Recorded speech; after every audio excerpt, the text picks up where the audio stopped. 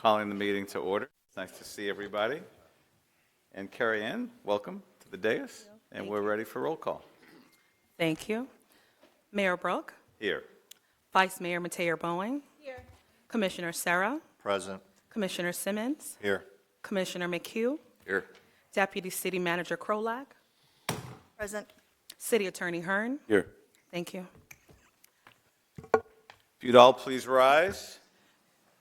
Now I'm going to ask you all to join us in a moment of silence for those that perished on February 14th of 2018 and those that perished afterwards because of the trauma that they endured. Thank you.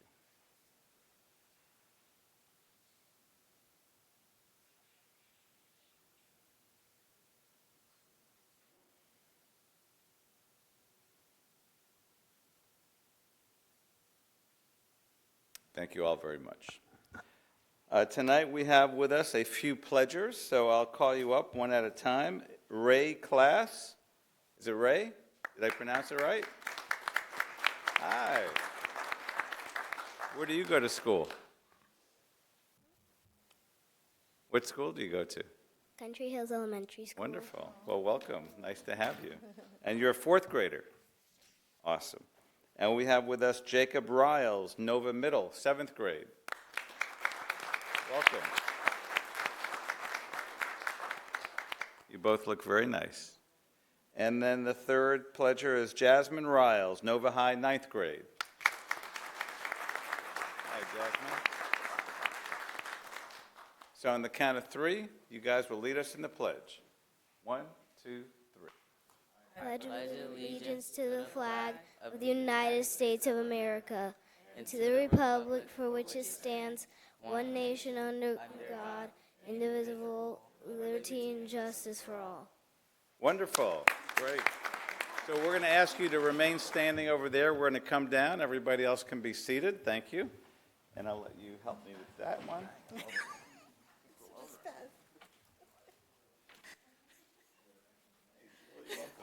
you. How are you? Great, thank you.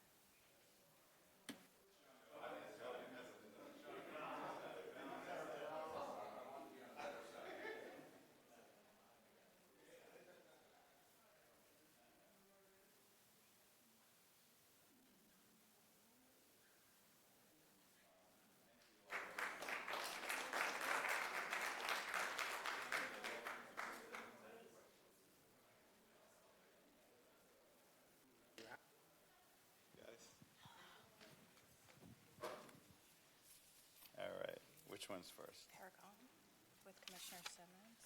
All right. So Commissioner Simmons, Thank you. and I'd be happy to read it. Okay, That's okay. sure. Big recognition, that is. All right. Can we get my friends from Paragon Theaters down to the front? Oh, come on, Frank. Yeah, there's. Come on, Frank. Good to see you, man. Good to see you. Yeah, good to see you as well. How are you? Welcome. All right. Since opening its doors in 2019, Paragon Theaters has built a strong and thriving partnership with the city of Coral Springs, becoming an integral part of our community's cultural and entertainment scene.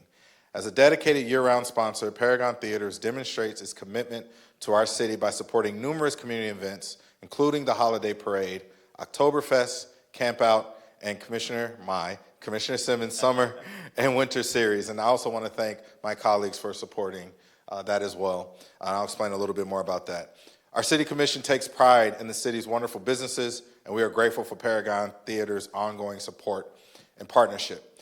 And I ask for this recognition because for the last 2 or 3 years, and I think I just sent you another email today, 2 or 3 years, we have hosted a summer and winter movie series where we get generous sponsors to support families to go to the movies during the summer and during the holiday time.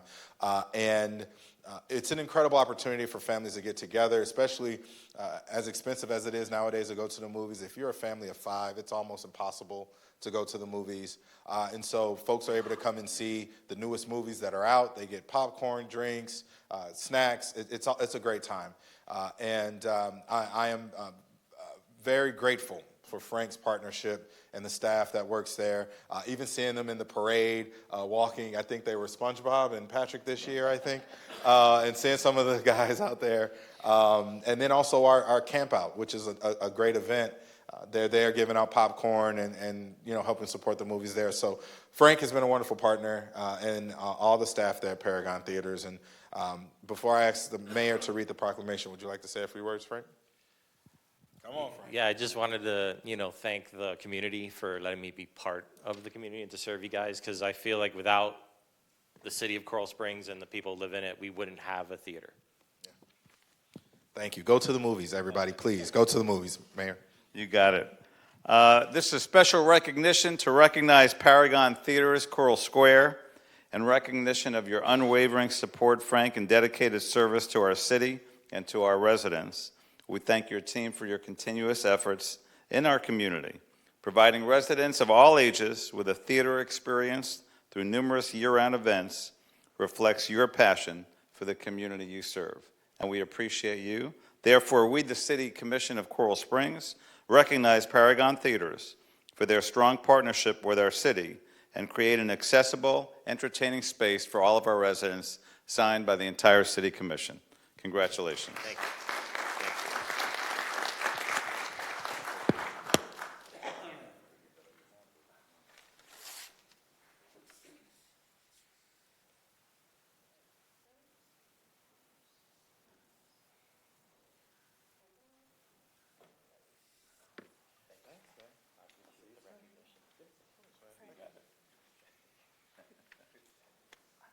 You can hold on to that for the moment. So we're doing this one next? Okay, great. I'll let you lead the way. And then I'll grab that one. Thank you, Mayor. You're welcome. This is for you.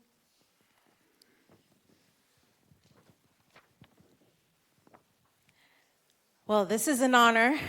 Today we kicked off Lent and Ramadan. So I am going to call up our Muslim community to come up to receive this proclamation for us to acknowledge the holy month of Ramadan. Come on up.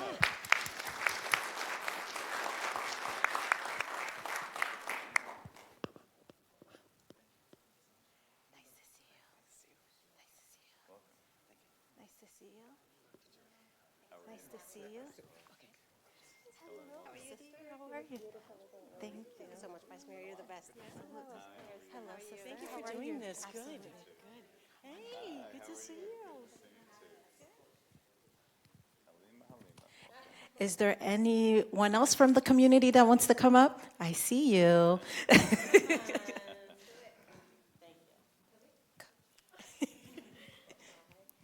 nice to see you again.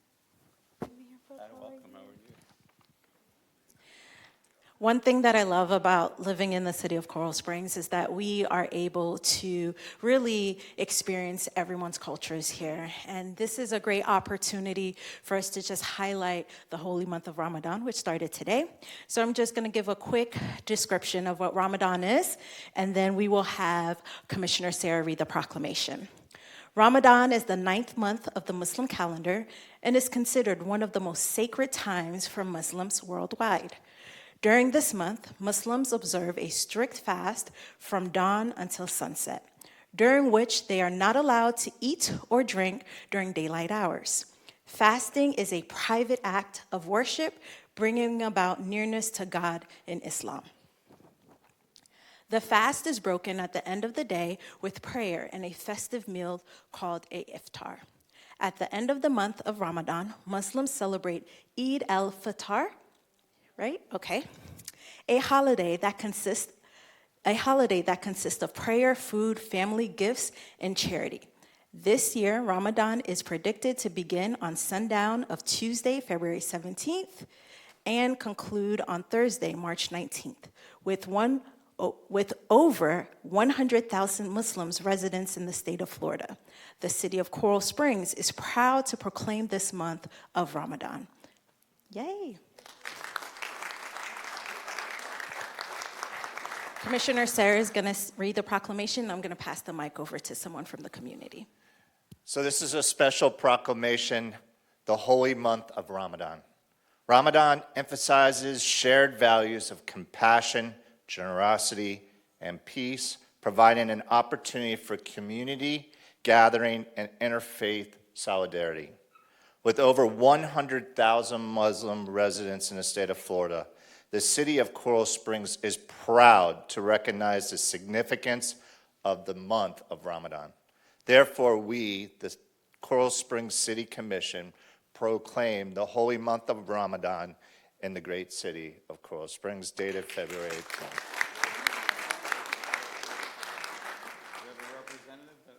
Would you like to speak? I guess You're I've been supposed to. volunteering. And you're kind of in the middle, so. I'll let them hold this. Yeah, hold it, please. Looks like I've been voluntold. Thank you so much. It's such a pleasure and a milestone that's honestly gives so much joy to my heart, and I'm sure all of us here. And I'm a proud resident of Coral Springs. More than 15 years now. I love this city, and this really means a lot to our community. Thank you all for doing this, and as I think Vice Mayor Nancy said, this city is strengthened by this diversity and the different cultures we have. We are made even there's a verse in the Quran. God made you into different nations and tribes so you can learn from one another. That's a verse in the Quran, and so I really think that's what we're doing here in Coral Springs. And thank you so much. And your name?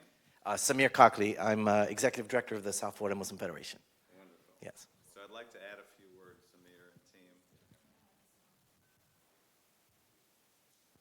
They tricked me.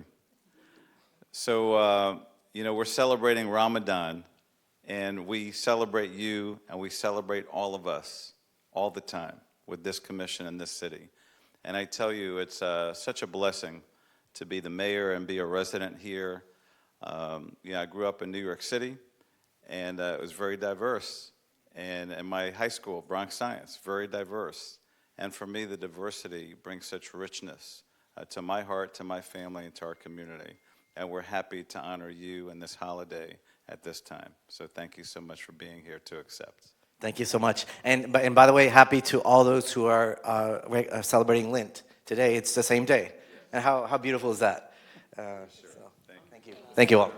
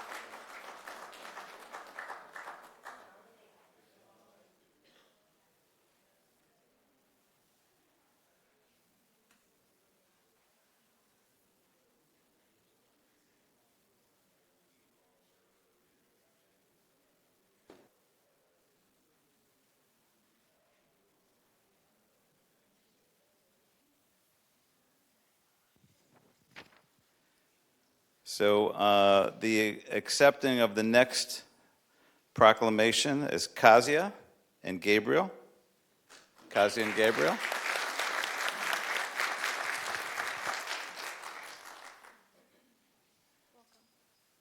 Nice to have you with us. Nice to meet you, of course. Kazia? Kasha. Kasha. It's a beautiful name. Now, how do you pronounce your last name? Ozdrahovska. Here you go. All right, I got it. Please come on in the middle over here. So the background for this is colorectal cancer stands, unfortunately, as the second leading cause of cancer deaths in the U.S. among men and women combined. It's one of the few cancers that can be prevented through timely screening, yet 1/3 of eligible Americans are not up to date on their screenings. For Americans under the age of 50, colorectal cancer is the leading cause of cancer death for men and the second leading cause for women. Significant disparities exist amongst American Indians, Alaska Natives, and Black Americans that face a higher diagnosis and mortality rates than other groups. The disease is expected to account for 12% of cancer deaths among Hispanic men and 9% among Hispanic women. So we do this not to scare anyone, but to share with you information that might make a difference for you or someone you know. Rural Americans also experience higher rates of diagnosis and death compared to those in urban areas. In 2024 alone, there were approximately 152,810 new cases, and 53,000 deaths from colorectal cancer.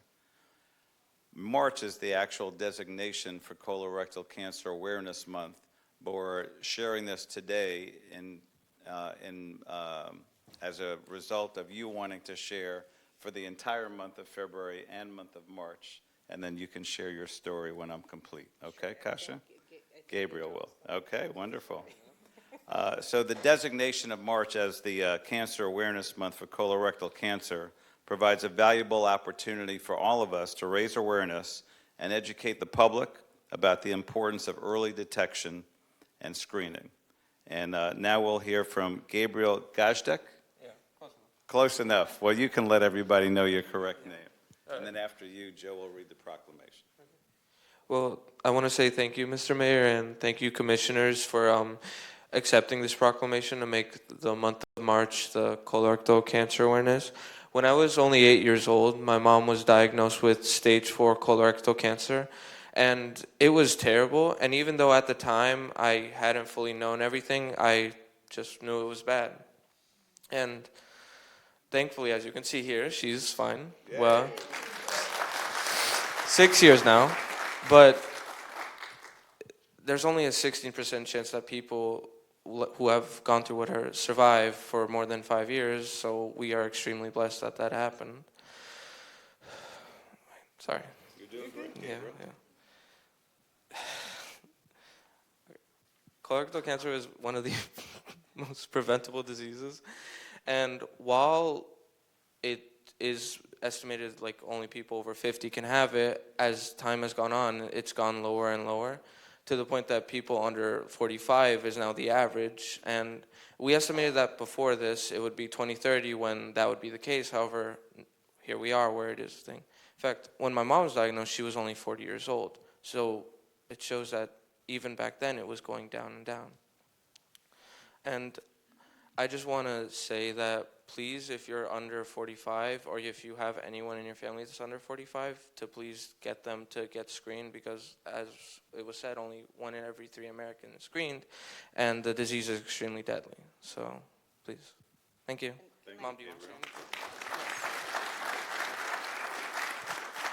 So I would like to add that our whole family go to Congress every year for the past 4 years, what we call Colon Congress with colorectal cancer, and try to get some funding because colorectal cancer is the top 5 cancers that has no funding of its own.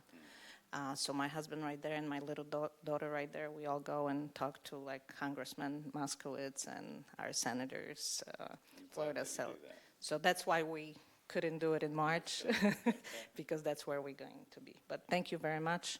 And please get screened, 45 and over, that's the screening age right now. If you know anybody, ask 3 people around and say, did you get your colonoscopy? That's the best sleep that you ever get. Only 10 minutes, but it's really good. Very good. Thank you, Kasha.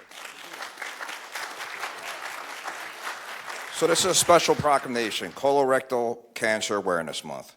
As colorectal cancer remains the second leading cause of cancer, deaths in the United States, we acknowledge the critical importance of prevention and the opportunity to increase awareness and offer education on the significance of early detection and screening. The Coral Springs Commission stands united with healthcare providers, advocacy organizations, and our diverse community in raising awareness about this important public health issue and supporting the efforts to increase screening rates to save lives.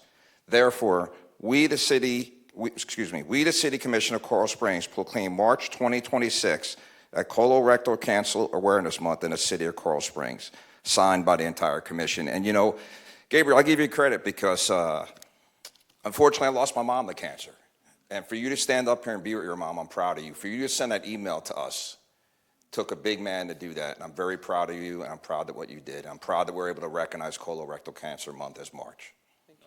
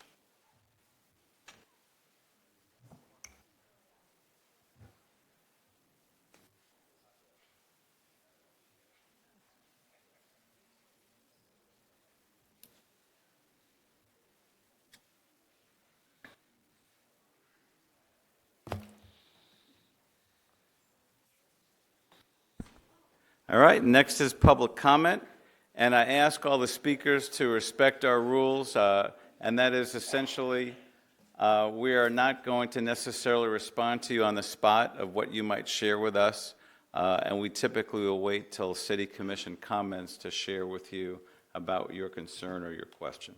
So if you'd be kind enough to wait for us so that we're not engaged in back and forth debate, we would appreciate it. And our first signed speaker?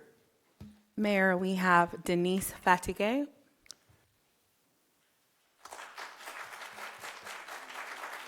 Yeah, you can be right there. Thank you. Welcome, Denise. Thank you. Good evening, Mayor, Commissioners, City Manager, and fellow residents. My name is Denise Fatigate, and I'm here on behalf of Coral Springs Youth Soccer. Since 1972, our volunteer-led nonprofit has proudly served the city. Today, we support nearly 2,000 children each season, powered by 32 volunteer board members and 275 volunteer coaches who give their time freely because they believe in this community.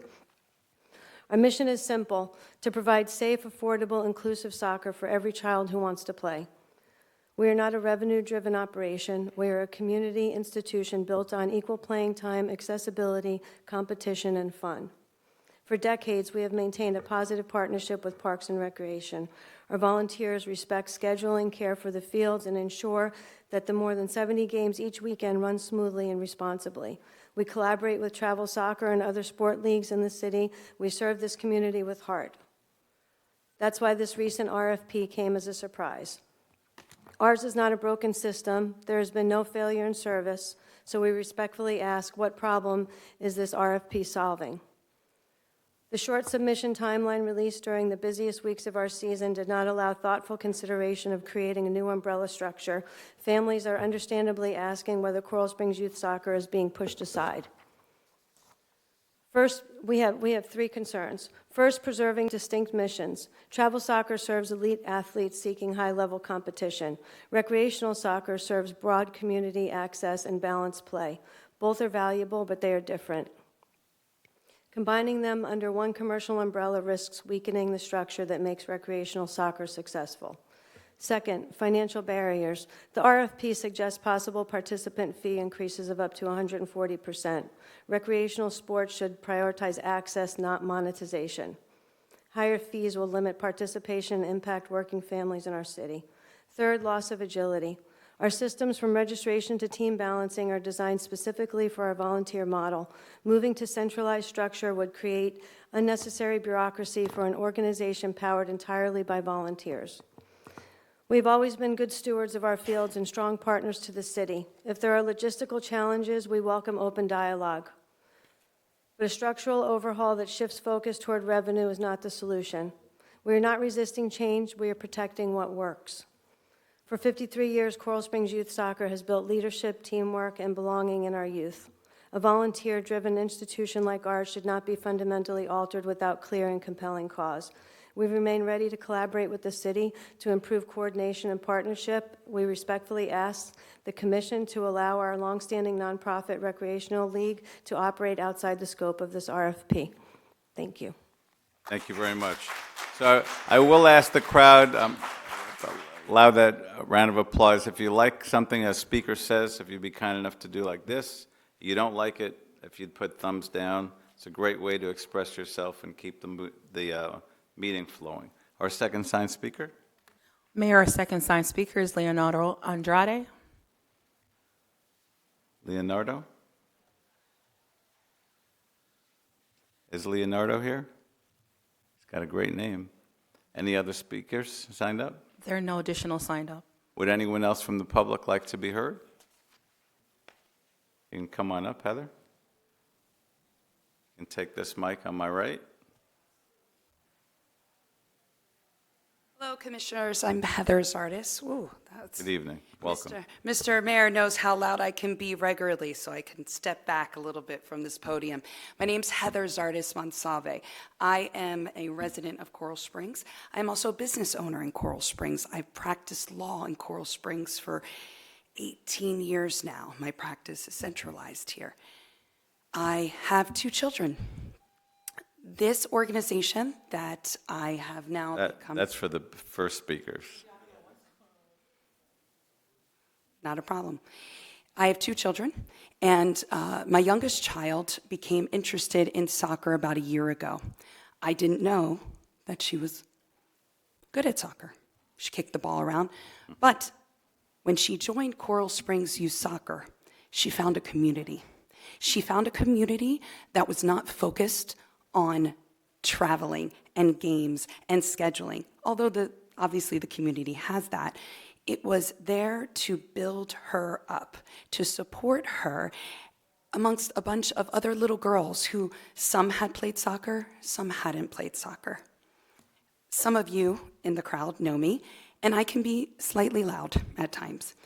I decided, instead of just being a loud parent, to transition this year to being a loud assistant coach, because I don't know if some of you have children who've been in the league. I believe Mayor has as well. And when you move to U12, it is a very large field, it is a football field, and you have to be very loud. And so I believe that that's important, to be loud and proud for your children, but in a respectful way. Getting back to this organization, there are many different types of organizations that are here in this community to support our children. There's I-9, there are travel teams, there are many, many different types. But the difference that sets Coral Springs Youth Soccer apart from those is that this is a recreational league. Everyone gets to play. Everyone gets to learn skills. Everyone gets to learn that they have something to contribute, that they are special and unique amongst themselves. And as a coach, what I learned in coach training is that when these children leave this league and play for a season, that they learn that about themselves, that they learn there is something special about each of them, and that they want to come back the next year. Money is very difficult for some people to come to this league. We are volunteers. I sponsor, I put up banners, I sponsor all my kids' schools, I do all of that. That's because every child should have the opportunity to be part of a league. They are a non-for-profit. There is no one sitting over there that is earning money here. We are here to volunteer our time. This RFP... Gosh, sorry about that. Not a problem. This RFP serves to monetize and put the focus away from children and on to money. That is not what this is for this community. I have met people, it's amazing when you start doing volunteering more in certain communities. I have met people who've actually played in this league in the last 53 years, that have now brought their kids through it, have now coached through it. I mean, that is something that this city should be focusing on. I don't hear enough from this city. Heather, we got to have you conclude. Not a problem, but I'm here today as I volunteer to say that this should be turned down, so thank you. Understood. Thank you so much for being here. Thank you for listening. Would anybody else like to be heard from the public? Please come on up.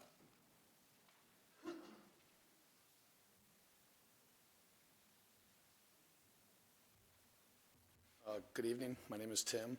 Good evening. Tim, if you would raise the mic a little bit and let us know your address as well and your last name. My name is Tim Priester. I live in Knightsbridge in Coral Springs. I've been a member of the community for a long time, for at least 10 years now, and I really don't like soccer.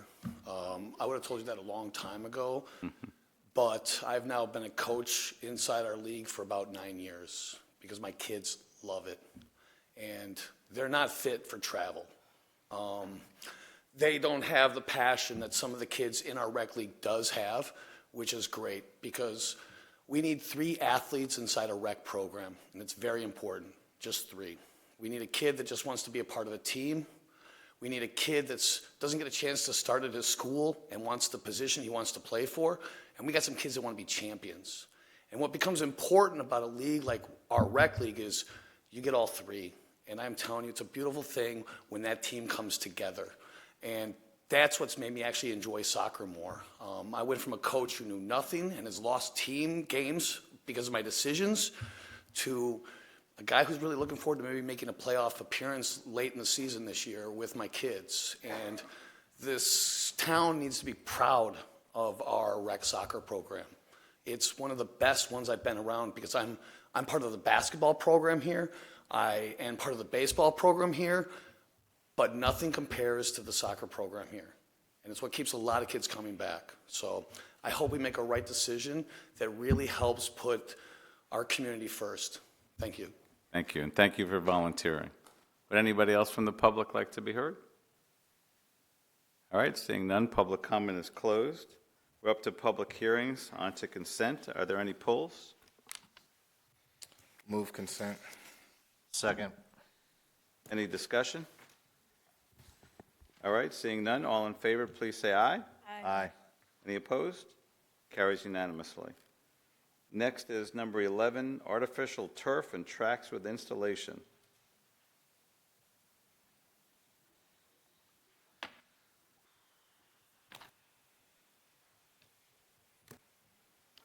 Good evening, Rob. Welcome. Thank you. Good evening, Mayor, Commission. This is for astroturfing Mullins Field 3. As you know, that we had a couple issues with our fields out there that could be improved. So we went around and wanted to piggyback off of, ain't a piggyback, I'm sorry, that's a technical word. We wanted to amend the agreement with the baseball astroturf fields that we have currently right now. So we're not asking for 2.7 million, we're asking for 1.3 to turf Mullins Field. It's been it's been safe play. We had that acknowledged by our FMIT, but it is a rough condition right now. So the city manager and I asked the city manager about turfing that field and completing that 3 fields for Mullins 1, 2, and 3. So that's what we're here today to fix that field, make it like the other 2 fields out there in Mullins. So we're asking for the approval for the 1.3 in addition to the current baseball infields, so we can astroturf that field this year. So, Rob, I've got 2 questions. You're saying 1.3, but in here it says 1.446. 1.446 was the baseball fields. That contract remains open. Gotcha. And so the portion of it for soccer is 1.3. Yes, and we did it this way because we're trying to get it done before the 4th of July. We don't want any kind of construction going through the 4th of July. Right. So talking with purchasing, it was easier to amend this agreement to get it done as soon as possible so it'll be done before the 4th of July.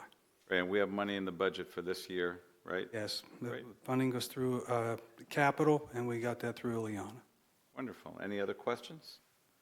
All right, would somebody like to move it? Move to approve. Second. Okay, any discussion? Mayor? By all means. Thank you, Mr. Mayor. Mic on? Okay. Thank you, Mr. Mayor. Rob, thank you so much. I know you've been working very diligently on this. I know we've received a lot of feedback from the community in regards to the condition of the soccer fields, and so I'm looking forward to seeing this come into fruition. As I had brought up during my briefing, just really would love if you can share with the public the heat. I know I've gotten a lot of emails regarding that. When it gets extremely hot, folks can feel that heat coming from the rubber. So if you can talk to the filtration and the cooling system that will be associated with this new turf. Yes, this is some of the best turf out there with the company. It's a little bit different than what's out there now because they discontinued the turf that's out there now. But it's really like the baseball. It's a little bit longer grass than what you're going to see that is currently out there. That helps with the drainage. It is porous. They're going to lay a foundation. And traditionally, they lay a little bit of crushed lava rock in with the base that they have. That helps absorb some of the heat that takes it underneath the carpet. So the drainage is sustainable. It's the same as we put in up at the baseball fields. It should be anywhere from 8 to 10% cooler than most AstroTurf fields due to that lava rock, that crushed lava rock being mixed in with the base. And we're excited to have it because it's going to help soccer and all of our other activities out there too. Thank you so much, Rob. That's all for me, Mr. Mayor. Thank you. Rob, have we had some fields that have lasted beyond 8 to 10 years since we first put them down? Well, ours are, I can probably tell you this. We've been maintaining them very well, our AstroTurf fields.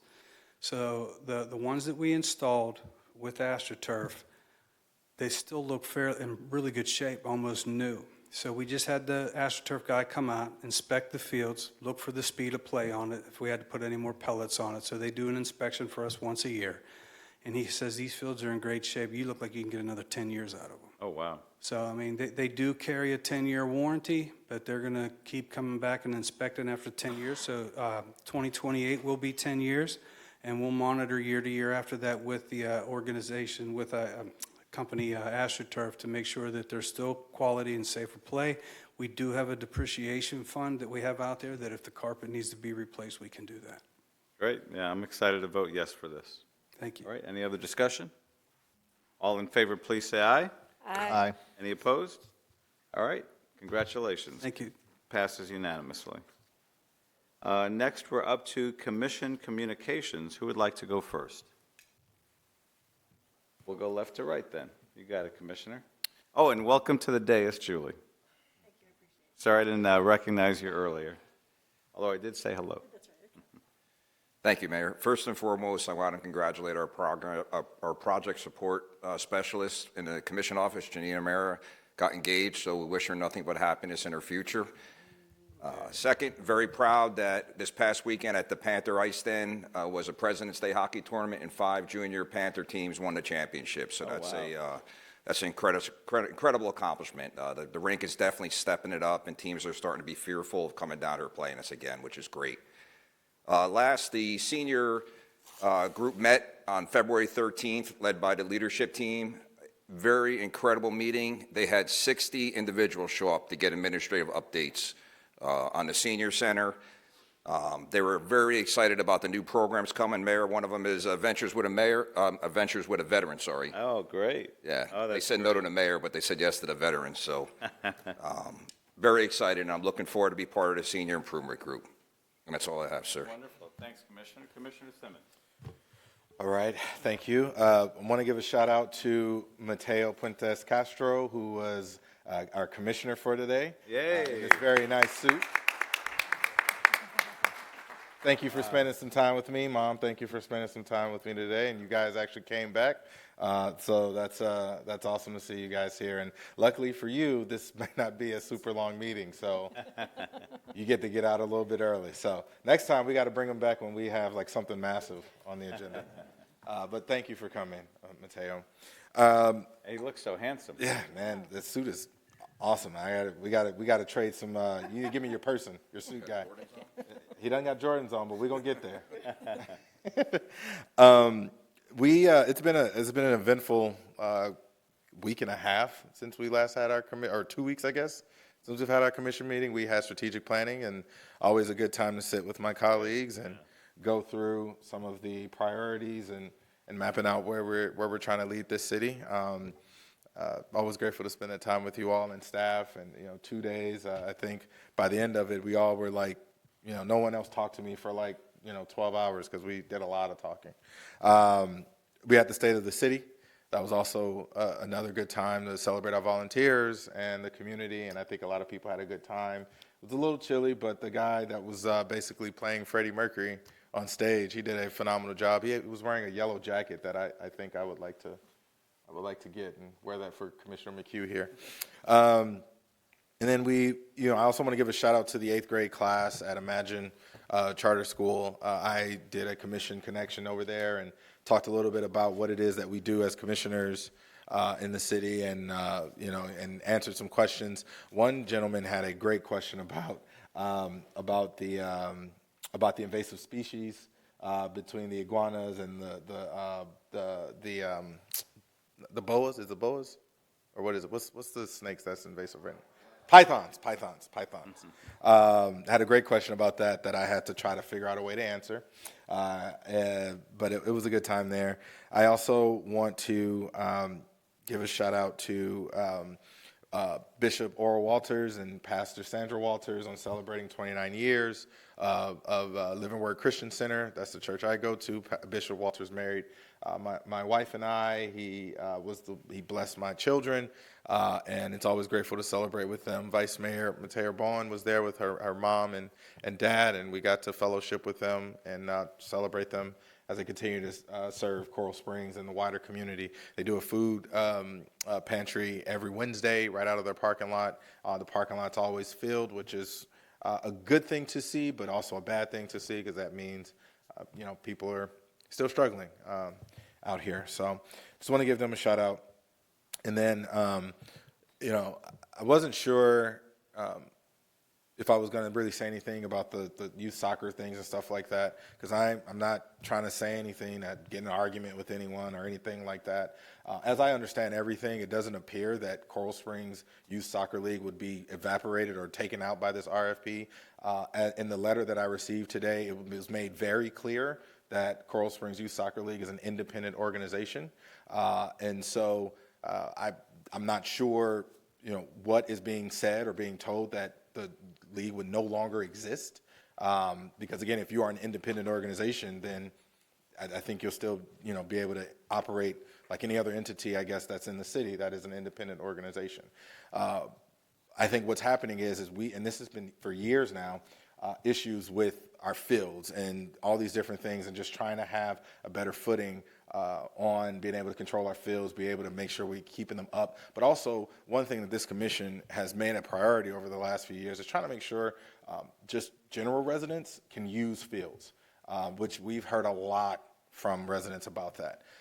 So from my understanding, I'm not sure why it is being said or believed, or you all are being made to believe that Coral Springs Youth Soccer League will no longer exist. That's not the intention, as I understand it, of this RFP. And I will say I think it's an unfair characterization to say that we're placing money over students or kids or trying to do that. I don't think that's necessarily a fair characterization, but I can understand how it may seem that way. But I don't think that's the case. I mean, I have a 7-year-old, a 5-year-old, and a 2-year-old, and I want whatever situation my babies are in to thrive and be supported and feel supported. And I would not be a part of anything that is seeking to take advantage of children or families when it comes to their ability to play any kind of sport activity. So I don't know what that is. I do know that I did ask questions about there being a possibility or an opportunity for folks to maybe get in a room and figure out how we can work this together, because I heard that the baseball programs, the little leagues, they were able to get it together, or not get it together, that sounds negative, but like they were able to work together and come to a common solution that everybody seemed to be happy about. So I don't know if that is still there, if that opportunity is there, but I would hope that the folks in charge or the adults would maybe kind of just say, let's figure this out so that everybody can thrive. And if there starts to be things like that, trust me, I want it to be fair for everyone. I don't want one organization being able to take advantage of another or anything like that. I don't want any of that. I want everybody to get, I believe that two things can be true at once and multiple things can happen at once. Hopefully there's still an opportunity for that to occur. I just think this RFP is it's really just trying to be better, at least on the city side, in terms of operating with and scheduling and just getting the pieces to be able to have a stronger opportunity or the ability to be better with our fields and allowing the maximum use. I mean, you guys just heard, we just approved $1.43 million with a contract not to exceed 2.7 to turf out our fields, which we've had to do a little ahead of schedule because of the usage. So I think that's it for me, Mr. Mayor. Oh, I would say also thank you to Vice Mayor Mateo Bowen for making sure that we recognize the holy month of Ramadan. We have been very clear as a commission that we support and celebrate everyone that calls Coral Springs home. It's important that no matter who you are, where you're from, what language you speak, what religion you practice, that you feel when you go home you are safe, secure, and supported. And that's all we try to do as a commission. It's just make sure whoever says Coral Springs is home, they feel safe here and supported here. So thank you to Vice Mayor for making sure that we recognize that. I do appreciate that. And with that, my comments are complete. All right, wonderful. Thank you, Commissioner. Vice Mayor. Thank you, Mr. Mayor. Before I begin with my commission communication, Deputy City Manager Julie Krolak, may I please have Deputy City Manager Brad McKeon come up to answer some of the questions that we heard from our folks in the audience.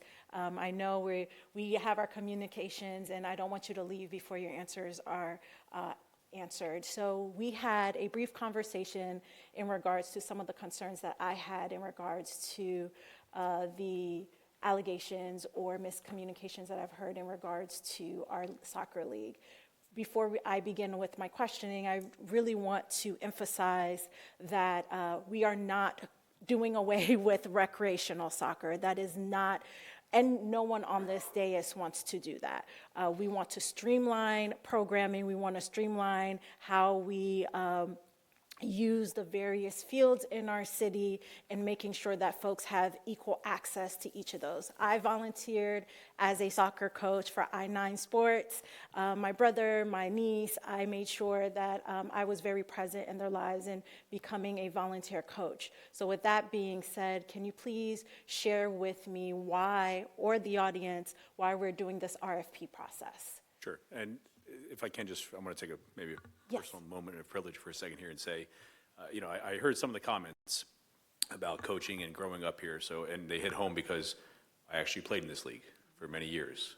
If you walk into my house, there's a picture of my dad and me when he coached me.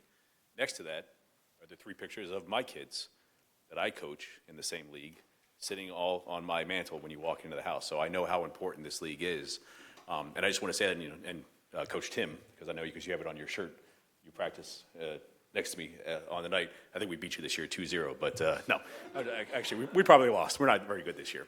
And I say that because I do want to address that Coral Springs youth soccer is not being eliminated, and maybe we did a bad job of explaining that or having conversations with the program over the last couple months or weeks.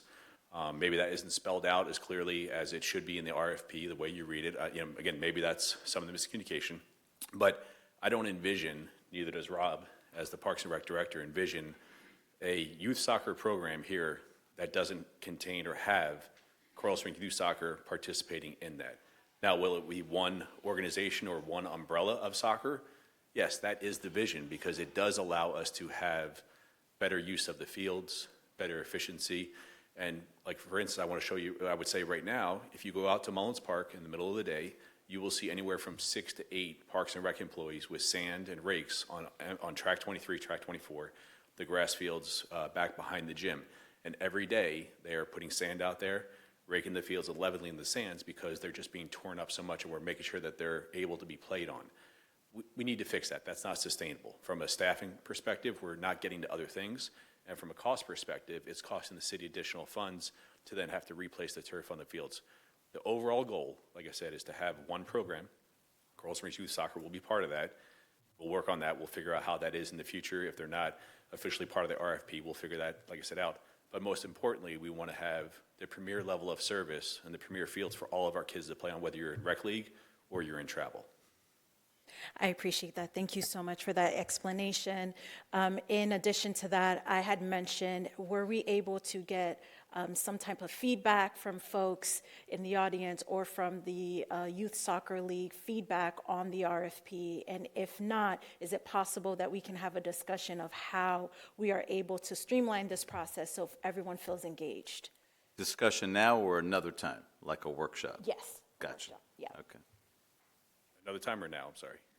Another time. Another Right, time, 'cause, yes, right, 'cause yes. the RFP right now, there's only so much we could probably Correct. discuss. Being that we're in a cone of silence. And yeah, and look, and I think we've had conversations, Rob and I have had conversations, again, there's communication, there's conversation that can take place, and I feel fairly confident with as passionate as everybody feels, both as members of the commission, members of Parks and Rec, members of youth soccer, and even travel soccer, wherever that is, we'll find something that works and keeps everybody on the fields. I'm happy to hear that, and I just want to make sure folks in the audience who have stayed to hear that feel like their comments are being heard. We are going to work through a process where you all feel included. Want to reiterate that we are not eliminating recreational soccer. So you've heard it from our deputy city manager, you hear it from our colleagues on the dais that this is important to us and we want to come to a solution. So I'm looking forward to an update and hearing what next steps look like after this meeting. Thank you, Brad. Great. Anything further? Yes, I'm now Sure, going to go you got a list. Let's I'm going to go go. into my communication now. Thank you, Brad. and Thank you, Rob. Brad. Thank you, Rob. And thank you, Deputy City Manager Julie Krolak. For those who are here, good evening, Coral Springs. And before I begin, I just want to acknowledge Principal Dixon, who's in the audience. Yay. How are you? I had the opportunity last Friday to spend some time with the students of Coral Springs High School for their time capsule closing ceremony. I just want to reiterate how powerful that experience was, and just to see those young people, and they are truly an inspiration. And Principal Dixon, I'm not sure what you're doing on that campus, but you feel the warmth, you feel the energy. Those students want to be there. And so thank you for creating a home for them and ensuring that they are able to contribute in that meaningful way. So kudos to you and your staff, and keep up the great work. So I may not be here in 50 years when they reopen that capsule, but I look forward to seeing what comes out of all the beautiful photos that are leading up to that 50-year opening. So again, thank you for your vision and your leadership. As you saw earlier today, our community was able to recognize Ramadan. For many in our community who observe the sacred and cultural tradition, this season, I want to extend warm wishes for a meaningful Lent, which I see many of you here with your ash crosses on your forehead, a blessed Ramadan, and a joyful lunar New Year. May this season be filled with renewal, gratitude, and connection for all who celebrate. I am approaching 3 years of service on the executive board of the Solid Waste Authority of Broward County. During this time, we have worked diligently to shape the future of waste in our region. The executive committee is actively finalizing the master plan, which I hope that you all will go on the website and review and provide feedback. Our interlocal agreement and our facilities agreement to ensure Broward County moves toward an innovative, sustainable solution that reduce waste, expands composting and recycling, and protect the environment for future generations. For those who would like to learn more, please visit browardswa.org, which is a great way to find more information and also to provide your feedback. I also want to share an important update affecting members of our community, my community in particular. A federal judge has temporarily halted the termination of Haiti's temporary protective status. I spoke briefly about that last commission meeting. So individuals who are currently under TPS remain eligible through March 15th, 2026, while further legal proceedings continue. So I've received several emails of folks really concerned about their status and really wanted to make sure I shared that with our residents here in Coral Springs. For many families, this means continued stability while the courts review next steps, and I will continue sharing information as guidance evolves. Last week, I had the pleasure of attending Coral Springs Chamber Wake Up Breakfast, where we had honored the heroes among us, and our special hero, Frank Babinek, our former city manager, was recognized as well. It was a powerful reminder that leadership is not just found in elected office, but in our neighbors who step up every day to serve others. And so congratulations to all of those honorees. Congratulations to Living Word Christian Center, which my colleague mentioned, Joshua Simmons. We were able to participate in their 29th annual celebration. And we were able to worship with them and fellowship with them. It was an amazing experience. Their ministry and outreach have strengthened countless families in our community, and we are grateful for their continued presence and impact in Coral Springs.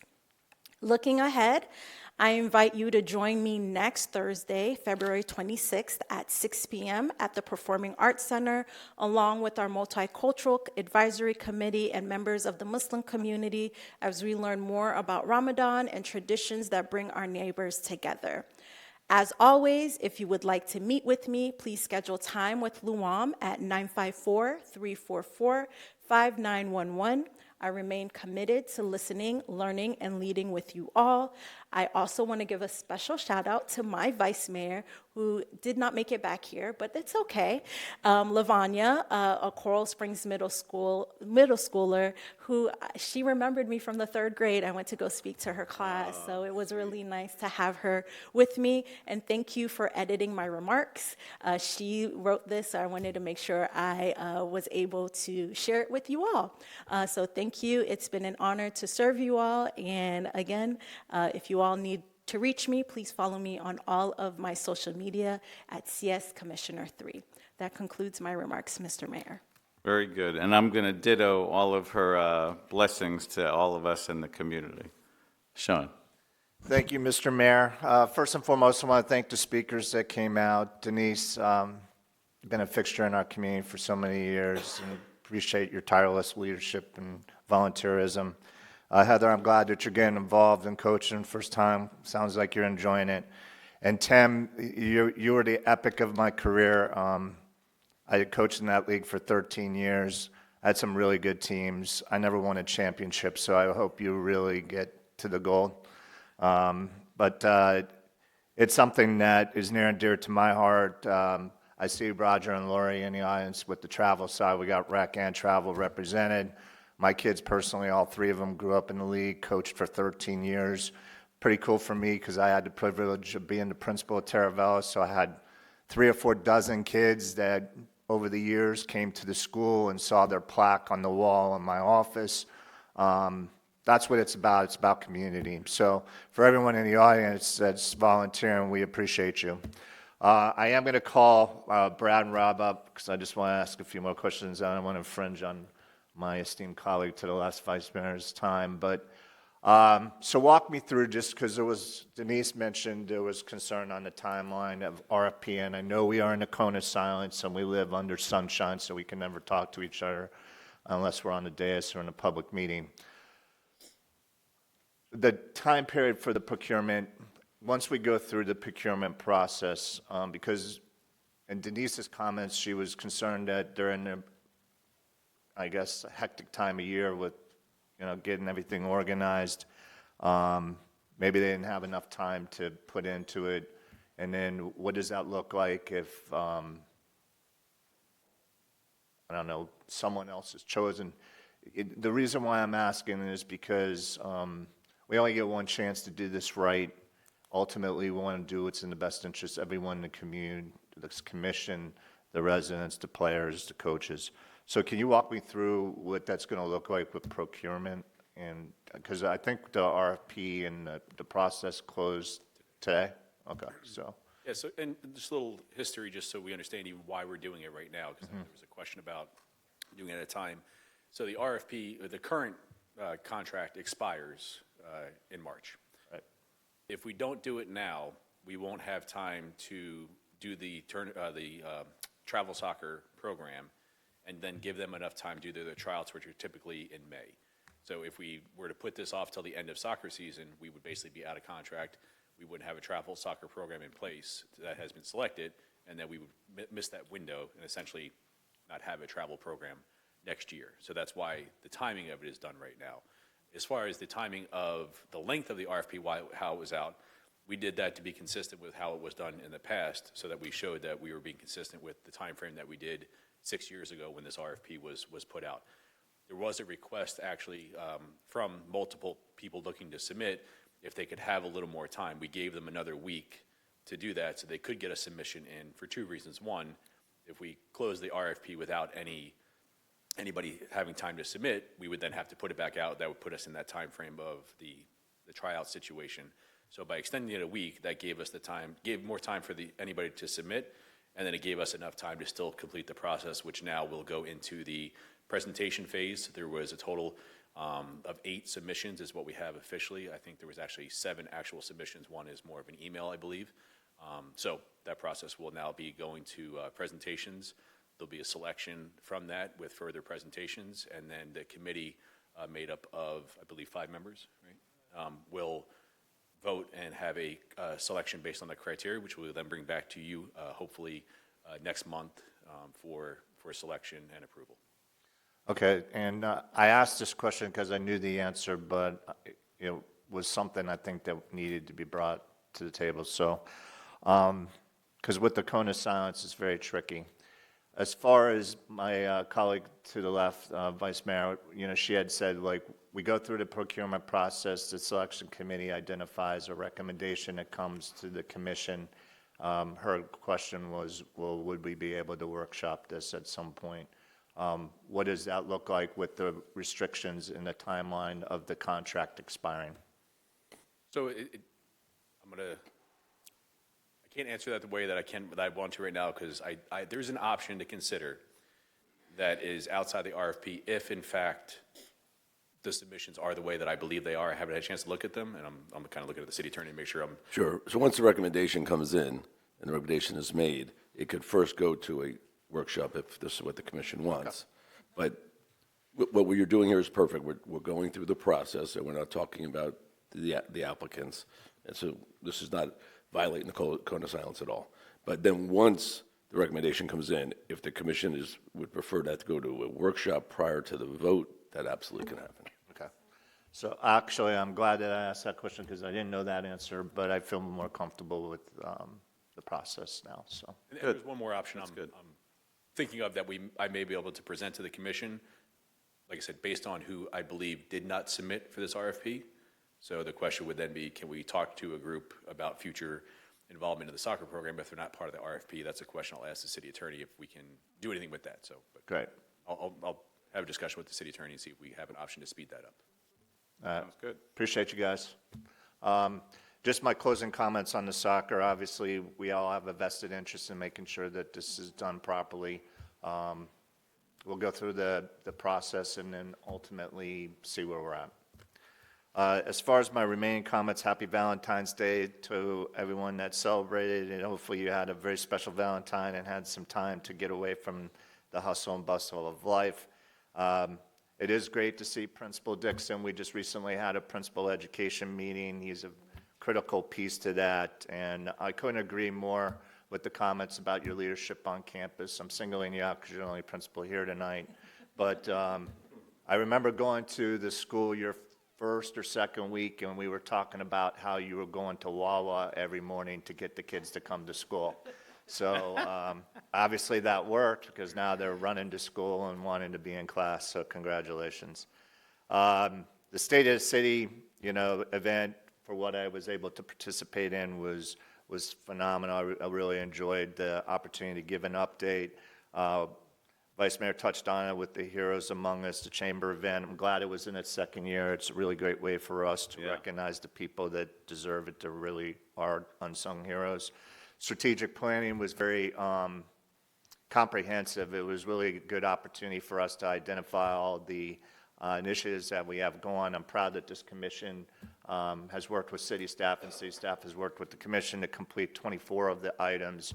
We did come to consensus that we weren't going to add anything new, which is good because we can focus on what we already were working on. So just appreciate the city staff for a very organized, well-run 2 days. As far as public, the Parks and Recreation Advisory Board, Rob Hunter leads that. This is a new initiative. We just had our first meeting. Rob did a great job facilitating it. We'll be meeting again in March, and there are some open seats on the Parks and Recreation Advisory Board, so hopefully we'll get some people to apply. We just recently had the Coral Springs Country Club Chamber Government Relations Steering Committee, a great opportunity for us to get connected between the two cities and have some critical updates. The Chamber was up in Tallahassee with us, and we're able to get in front of some leaders that can ultimately make decisions when it comes to the efficiency and the success of our local businesses. So I continue to serve on that board, and I look forward to getting them where they want to be. As far as Commissioner McHugh, you're going to be very happy. We got the state championship hockey at the Ice Den, and we're also going to be, what's that? High school hockey. Yeah, is Cole playing? Yeah. All right, well, they're doing a kickoff at Dave & Buster's on Thursday, a very special event, and then Friday, Saturday, and Sunday, they're going to be playing our Ice Den. Want to wish our local teams great success. Looking forward to going out there on Sunday afternoon. As far as my colleagues on the dais, I just want to welcome Carrie Ann. You're doing a great job.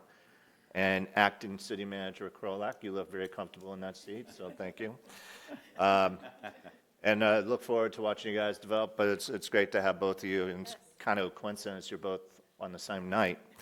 So great job tonight. As far as if anyone would like to reach me, I can be reached on all social media handles at CS Commissioner 2, and my cell phone number is 954-612-7114. Thank you, Mr. Mayor. All right, you're welcome. A few things on my agenda. First is I really want to thank everybody that attended and put together the State of the City. I thought it was wonderful.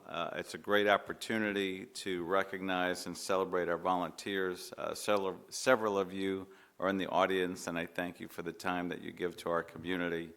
It makes a difference. You all make a difference. I went to the Eagles Haven event on February 14th. The day before, too, I felt a lot of weight, weight from what occurred 6 years ago, weight from some of the things that my family law clients go through that, Heather, you can probably relate to. Weight, a good friend, their son was in a terrible car accident, and they're going through a lot. And, normally I'm just happy, up, energetic, but Friday and Saturday, I felt a fair amount of weight. And how I decided to maybe release some of that weight was I took a moment to myself at Eagles Haven, shared a video of my thoughts and sentiments on social media, reached out to my wife for a hug over the phone at the time, and then I went back outside to the event at Eagles Haven for the memorial for the 17 lost lives and the families that were there and friends, and just felt gratitude. I felt gratitude for being part of such a beautiful, loving community. I felt gratitude that these parents and one of the brothers of a child that was killed was there and resilient and present. And we've come a long way as a community. And I say that with an underline for community, because it really takes all of us. And then, along the lines of you, Denise, and your team at CSYS, I don't think our community would be the same without you. So I'm not looking forward to a community that's without you. So I'm going to do everything I can, and I think we will, to make sure you're a part of whatever is coming down the pike to increase our efficiency and better use of fields. It shouldn't be sacrificing the growth of our children. Many of you know I have been a coach for my son. AJ is now 27. I probably coached him about 12 years, at least 10. I coached my grandson 7 years. So at times I think I might have coached both at the same time. I'm not sure. And, what a blessing. What a blessing. David, you've given up so much time, all of you. And you guys don't even have kids that are in the leagues anymore. Amazing. So I've thanked you, years in, years out. I know what you do. I know the sacrifice that you've given. And you've given that sacrifice to my son and my grandson. How awesome is that? And how awesome, Brad was in the soccer league and, then has his kids in it. So I believe there was some miscommunication. And we want to get the communication right. We rectify things, and we're human, so we make mistakes. And I anticipate we'll have, very strong communication and find a way to work together. I don't see the absence of CSYS somehow helping our community. I see just the opposite. And chances are, we always turn challenges into solutions and, improvements. And if you recall, we made a mistake by not really engaging enough of the basketball community about Cypress Park turning into pickleball. And then we heard from the basketball community. And as a decision made by all 5 of us at the time, we said, well, let's put some basketball courts across the street. And Rob Hunter and his team made it happen. And I can tell you from working with Rob and Brad for many, many years, they are solution-oriented, they are family-oriented, and that's how our whole commission is, and that's how our whole city is. If you look up here, you have John Hearn, who's been here for how many years? 33. Oh my gosh, more than half his life. And a lot of people here are here for that long, and a lot of people have been positively impacted by CSYS. So I also want to thank you all for volunteering your time. Thank you for the respect you showed, in respecting my requirements, to not clap any further and just do this. And we'll work together. And I look forward to the workshop when we have it. And like I said, we're going to make things happen in a good way. And, I hope you'll rest easy tonight, Denise. And again, thank you for all your years, and we were happy to honor you as one of the most significant volunteers in our community at the State of the City. You're welcome. I was just up in Tallahassee for a quick 48 hours and got to meet with both of our state representatives and our state senator, and all 3 of them are working hard for us. It's great. I got a lot of updates about property taxes, and there are several things up in the air, but it looks like there's not going to be any elimination of all property taxes anytime soon. There's just nothing that the House and Senate might agree on that the governor would agree on. And there's a whole lot more to it. If you want to learn more from me directly, you can call me, 954-494-9872. Our city manager and I also met with some representatives from the Florida Commerce, which is an economic development branch of the state, and got some great ideas that we'll be sharing in the future. So it was a very valuable trip, and happy to be back home, though. Office hours I have on a regular basis. You can check the calendar. You can also call up our City Commission liaison, Luam Jermay, to meet with me or really any of us. It's 954-344, is it 5906? 5911, 344-5911, thank you.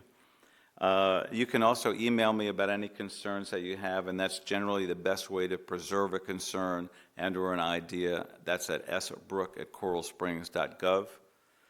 I have CrossFit with the mayor. First time we're having it. Any CrossFitters out there? Joe, you coming? Awesome.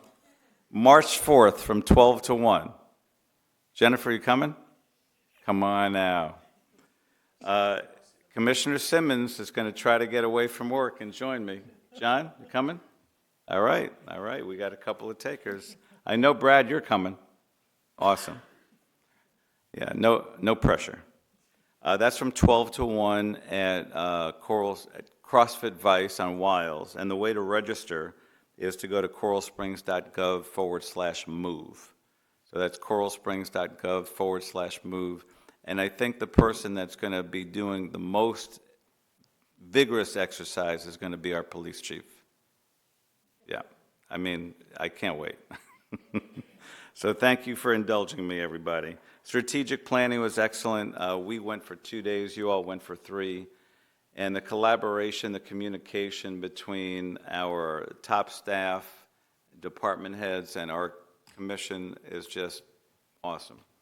You know, we had very open dialogue. We were able to address a lot of challenges and really help move the city forward, and we're looking forward to your execution of the strategic plan. The way to find out if we have vacancies, as we typically do for committees, if you want to get involved or more involved, is to go to coralsprings.gov/vacancies. We even have a little card for it. Again, it's coralsprings.gov/vacancies, and we're always looking for volunteers. I ask you to save May 9 for something I'm doing not as the mayor. I'm hosting a Mind, Body, and Soul Summit. So if you're interested in elevating any one of those aspects of your life, your mind, your body, or your soul, we'll have speakers addressing all 3. It will be at the Coral Springs Charter School on Saturday, May 9th from 10 to 3 o'clock. And if you'd like more information about that, you can see me here afterwards or call me again, 954-494-9872. And that is all I have, other than we also do have some front forward facing for mental wellness for our community. And if you go to our website, you'll see some resources, and that's coralsprings.gov/mental wellness. I have to say, you know, more kudos to staff, because we're a very active, engaged, hands-on commission, and we ask a lot from you all, and you do a lot, and I really appreciate it. And for travel soccer, we anticipate you will be part of us in the future. I know you've made an impact for a lot of members in our community, and you know, thank you for the work that you do to lift our community. Thank you all for being here this evening. We're going to go on to the city manager's communication. Thank you, Mayor. Thank you, Commission. I want to share a few upcoming events that are coming up this next week. Tomorrow evening, it's going to be a thrill a minute, we're hosting the Community Public Forum for the Master Mobility Connectivity Plan, starting at 6 p.m. here in Chambers at City Hall. This forum will walk residents through the conceptual plans that we have and priority projects along with city-owned roadways, with a focus on improving safety, accessibility, and connectivity for pedestrians, bicyclists, and drivers. This is an important opportunity for the community to see where we're headed and provide input early in the process. And this is showing what we're doing with the penny sales tax dollars that the Broward residents voted on in 2017. So definitely come out. We have a lot of great projects planned with that. Also tomorrow evening, the Coral Springs Museum of Art is hosting a Black History Month celebration featuring performative art and interactive activities. That'll be going on from 5:30 to 7:30. Admission's free, and refreshments will be available for purchase. It's a great way to support local artists while celebrating Black history and culture in Coral Springs. Hopefully you've got those shoulders nice and warmed up. I know you're all looking forward to opening day for North Springs Little League on Friday. Yes. And you all will be throwing out the first pitch, so we're all looking forward to watching that. It's always exciting to kick off a new season for baseball, and this year is especially meaningful as we celebrate the improvements that have been done to the park. for the baseball fields in particular. And, you know, it's a great example of how our investment to park infrastructure directly supports our families and youth programs. And I truly appreciate the Parks and Rec staff for getting out there and just giving the whole park a great facelift. So, and finally, this Saturday is our first Meet Your Municipal Team event of the year at Cypress Park from 10 a.m. to 1 p.m. City staff will be on site to connect with residents, answer questions, and share information about city services and programs. Think of it kind of a slice of the Springs 2.0.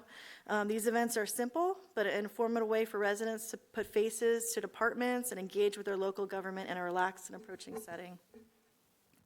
Earlier this evening, the commission approved the agreements with four artists and the city for installation of temporary sculptures along Westview Drive for our new program. It's going to be great. I wanted to amplify again that the Public Art Fund is a special revenue fund where public art fees are collected during the permitting process, and they're not coming, it doesn't come out of the general fund. So I hope everyone has a chance to go by and see the artwork when it's out there this spring and into early summer. So I thank you all for allowing me to join you this evening. We wish Catherine safe travels, and this concludes my comments. Thank you. Great, thank you, Julie. And that'll be a quick segue for our promotion of Coral Springs Public Art. There you go. And you can take a tour. And you can do it online. It's coralsprings.gov/public art. And it really is a very special part of our city. So thank you for your involvement with that. All right, over to you, City Attorney. Thank you, Mayor. One walk-on item, it's involving House Joint Resolution 213, which was filed by Representative Griffiths, and this Resolution 2026-007. A resolution of the City Commission of the City of Coral Springs, Florida, opposing House Joint Resolution 213 in the 2026 Florida legislative session, which limits non-school homestead property assessment increases and non-homestead property assessment increases to once every 3 years and significantly erodes local government and home rule authority, authorizing and directing the city clerk to transmit this resolution to the appropriate parties, providing for an effective date. The request is to approve that. When we were up in Tallahassee, Vice Mayor Mateo Bowen and Commissioner Simmons both spoke very well about in opposition to this, because what it does is once every 3 years, you can increase your homestead 3%. So the first 3-year period alone would be an $8 million hit to the city. And again, there's no solution yet of where other funding would come from. So based on that, the request is to go ahead and approve that resolution, Mayor. And JJ, this just recently was proposed? This was proposed when we were up there. Oh, gotcha. And so the Vice Mayor and Commissioner Simmons did speak about it, and then it was moved through committee, and so it's probably going to move in the next week or two, and rather get this us on a record. It's being heard tomorrow. Yeah. So we'll get it up there. I'll entertain a motion. Move to approve. Discussion. Mr. Mayor. Go right ahead, Commissioner. HJR 213 proposes a 3% cap every 3 years. That is a massive departure from our current system. And while that sounds like a win for the taxpayer, it ignores a basic reality. Inflation doesn't wait 3 years to hit.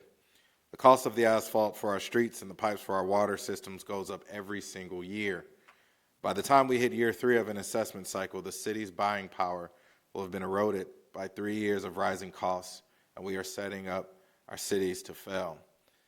So the concern with this bill is that it's not just a law that can be tweaked later.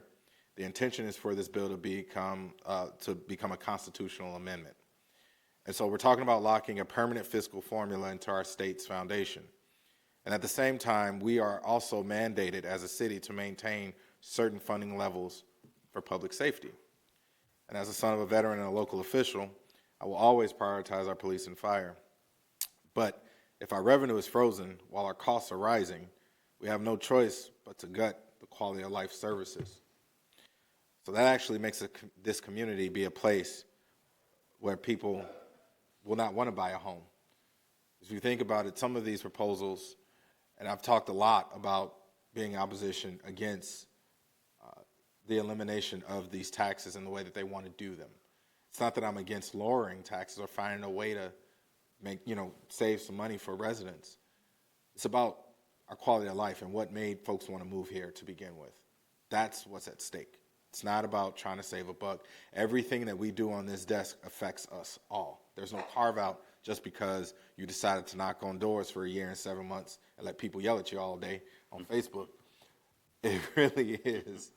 It really is something that we are all a part of. And so when I advocate opposition to taxes, it's not because I'm protecting something personal for me. Well, actually, maybe I am. Maybe I am protecting what it is why I love living here, why I'm raising my 7-year-old, 5-year-old, and 2-year-old here, why I enjoy all the different things that we offer here. Maybe that I am protecting something personal, because that is what I love about Coral Springs. It's what sets us apart. So when I'm up there speaking in opposition against this, it's not trying to take dollars out of people's pockets for my own gain.